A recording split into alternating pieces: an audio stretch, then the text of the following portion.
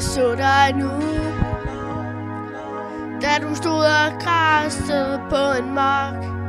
Jeg skulle tage min hånd ned i min buks, men det var for sent.